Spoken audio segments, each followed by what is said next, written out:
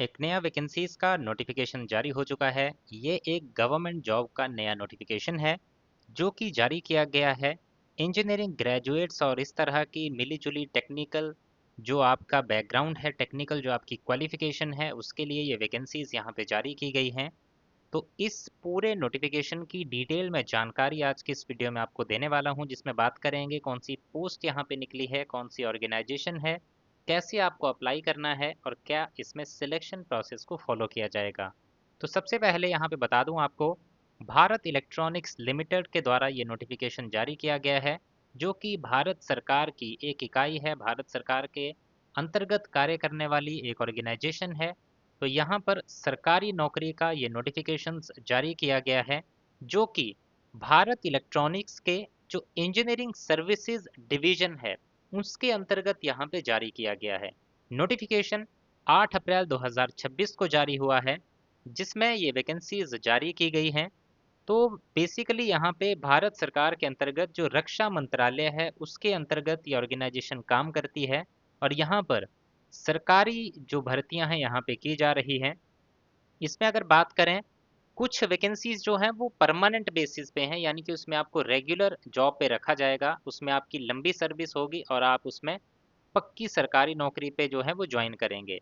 कुछ वैकेंसीज ऐसी भी हैं जो स्टार्टिंग के 5 साल के लिए आपको यहाँ पर रिक्रूट किया जाएगा, आगे आपको एम्प्लॉयमेंट जो दिया जाएगा वो आपकी परफॉर्मेंस के बेस पे उसको एक्सटेंड किया जाएगा। तो सबसे पहले बात करें अगर परमानेंट बेसिस पे जो वैकेंसीज निकली हैं उनके बारे में, तो पहली जो वैकेंसी है वो है डेप्यूटी मैनेजर की, जिसके लिए आपने बैचलर ऑफ आर्किटेक्चर किया होना चाहिए, 8 से 9 साल का रेलेवेंट एक्सपीरियंस होना चाहिए और एज 36 साल से आपकी कम होनी चाहिए। दूसरी वैकेंसी है सीनियर इंजीनियर की, जिसके लिए आपने बीई बीटेक किया होना चाहिए या फिर बीएससी इंजीनियरिंग किया होना चाहिए इलेक्ट्रिकल ब्रांच में या फिर मैकेनिकल ब्रांच में, और आपकी एज 32 साल से कम होनी चाहिए और 4 से 5 साल का रेलेवेंट एक्सपीरियंस आपके पास होना चाहिए। इसके बाद आती है फिक्स टेन्योर बेसिस पे जो वैकेंसीज निकली है, यानी कि 5 साल के टेन्योर के लिए जो वैकेंसीज जारी की गई हैं। इसमें वैकेंसी का नाम है सीनियर इंजीनियर की पोस्ट इसमें जारी की गई है। एम ई एम टेक आपने इसके लिए किया होना चाहिए एनवायरमेंटल इंजीनियरिंग में। साथ ही साथ आपने जो बीई बीटेक या फिर बीएससी इंजीनियरिंग की है अपनी, वो आपकी सिविल ब्रांच में होनी चाहिए। एक्सपीरियंस आपके पास 2 साल का होना चाहिए और आपकी जो एज है वो 35 साल से कम होनी चाहिए। यहाँ पर बात करें कि जो ब्रांचेस हैं वो कौन कौन सी है, एक बार फिर से आपको बता दूं।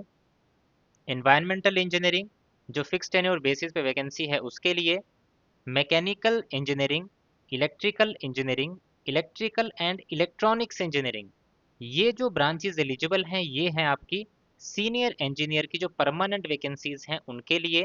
और आर्किटेक्चर की जो सीनियर जो आपकी डेप्यूटी मैनेजर की वैकेंसीज थी उसके लिए आपकी ब्रांच जो है वो रिक्वायर्ड है।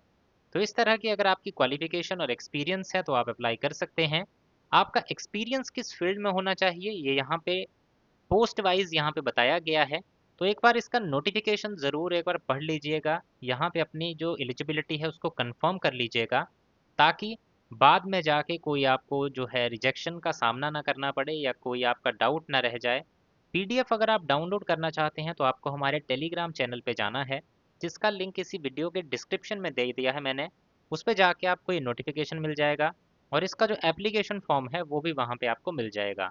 और इसी तरह की अपडेट्स जिसमें हम टेक्निकल जॉब्स की जानकारी देते हैं ऑल ओवर इंडिया की, तो इसकी जानकारी आपको रोज़ाना मिल सके तो इस यूट्यूब चैनल को आज ही सब्सक्राइब कर लें, ताकि इस तरह की कोई भी अपडेट आपसे मिस ना हो पाए। तो ये आपका पूरा इसमें बताया गया है कि आपकी जॉब डिस्क्रिप्शन रहेगी। अब आते हैं आपकी सैलरी पे, क्योंकि मेन चीज़ होती है हर एक जॉब की, जब भी कोई ज्वाइन करता है या उसकी तैयारी करता है कि इसमें सैलरी कितनी मिलती है, इसमें आपकी जो पे स्ट्रक्चर है वो कितना होगा। तो इसमें आपकी स्टार्टिंग सैलरी जो है वो 1 लाख से आपकी शुरू होगी, 1 लाख प्लस आपकी जो मंथली सैलरी है, चाहे आप डेप्यूटी मैनेजर के लिए अप्लाई कर रहे हैं या फिर सीनियर इंजीनियर के लिए अप्लाई कर रहे हैं, ये यहाँ पे आपकी इतनी सैलरी जो है आपको मिलने वाली है। अगर सीटीसी की बात करें तो जो डेप्यूटी मैनेजर का सीटीसी है वो रहेगा 19 लाख पर एनम का। और साथ ही साथ अगर सीनियर इंजीनियर की बात करें तो इनका रहेगा 15 लाख पर एनम का। इसके साथ साथ ये तो हो गया आपका जो पे आपको मिलेगी। इसके अलावा जो है आपको डियरनेस अलाउंस भी मिलेगा, हाउस रेंट अलाउंस मिलेगा और बाकी भी सारी चीज़ें आपको इसमें जो है वो दी जाएंगी। सेंट्रल गवर्नमेंट की जॉब है तो सेंट्रल गवर्नमेंट के जितने बेनिफिट्स होंगे वो आपको यहाँ पे दिए जाएंगे। अब इसमें बात करें एप्लीकेशन फ़ीस की, तो एप्लीकेशन फ़ीस आपको पे करनी है 600 रुपये प्लस 18% जीएसटी अगर परमानेंट बेसिस वैकेंसीज़ के लिए अप्लाई कर रहे हैं, और फिक्स टेन्योर बेसिस की वैकेंसीज़ के लिए अप्लाई कर रहे हैं तो 400 रुपये प्लस 18% जीएसटी आपको पे करना है। इसके लिए ये लिंक आपको दिया गया है, इस पर क्लिक करके आप अपना एप्लीकेशन फ़ीस जो है ऑनलाइन माध्यम से पे कर सकते हैं। देन इसमें अप्लाई कैसे करना है, एप्लीकेशन फॉर्म कैसे भरना है, तो एप्लीकेशन फॉर्म आपको हमारे टेलीग्राम चैनल से डाउनलोड करना है और इस एड्रेस पे, ये जो एड्रेस यहाँ पे दिया गया है इस एड्रेस पे आपको इसको सेंड कर देना है। जिस एनवेलप में सारे डॉक्यूमेंट्स भेजेंगे उसके ऊपर ये जो ब्लैक कलर में बोल्ड लेटर्स में चीज़ें लिखी हुई हैं ये उसके ऊपर आपको मेंशन करनी होगी। और ये वाले डॉक्यूमेंट्स यानी कि 10th +2 बीई बीटेक या जो भी आपकी क्वालिफिकेशन है उसके सेल्फ अटेस्टेड फोटोकॉपीज़, आपके अदर जो भी इंपॉर्टेंट सर्टिफिकेट, एक्सपीरियंस सर्टिफिकेट, जिस तरह के सर्टिफिकेट जितने भी हैं वो सारे आपको सेल्फ अटेस्ट करके उनकी फ़ोटोकॉपीज़ जो है साथ में एप्लीकेशन फॉर्म के अटैच करके उनको सेंड कर देना है। इसमें सिलेक्शन की बात करें तो सिलेक्शन प्रोसेस में आपका एक रिटन एग्ज़ाम होगा और उसके साथ साथ आपका जो है इंटरव्यू कंडक्ट होगा। ये जो आपका रिटन टेस्ट है इसमें आपके 35% मार्क्स जो हैं होने चाहिए, और अगर आप एससी या पीडब्ल्यूबीडी कैंडिडेट हैं तो 30% मार्क्स आपके होने चाहिए रिटन टेस्ट में भी और इंटरव्यू में भी। और इन्हीं दोनों के बेसिस पे आपकी फाइनल सिलेक्शन जो है यहाँ पर की जाएगी। अब इसमें इम्पॉर्टेंट डेट्स की बात करें कि क्या इसमें रहेगा आपका पूरा प्रोसेस यहाँ पर। लास्ट डेट है एप्लीकेशन फॉर्म को जमा करने की 30 अप्रैल 2026, 30 अप्रैल 2026 तक आपका ये एप्लीकेशन फॉर्म इनके पास पहुंच जाना चाहिए।